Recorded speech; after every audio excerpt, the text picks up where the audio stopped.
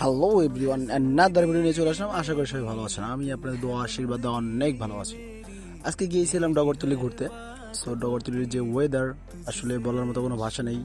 আমার কাছে পড়ন্ত বিকেলটা এমন সুন্দর মনে হয়েছে যেটা আসলে ভাষায় প্রকাশ করে বোঝাতে পারবো না।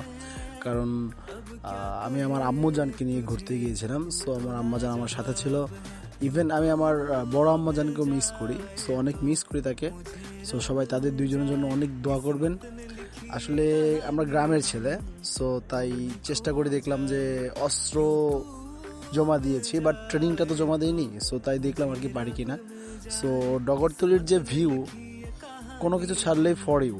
ডগরতলি যারা আছেন সবাই অবশ্যই সাড়া দেবেন, লাইক কমেন্ট শেয়ার করে পাশে থাকবেন এরকম আরও অ্যানাদার ভিডিও পেতে, ভালো ভালো ভিডিও পেতে।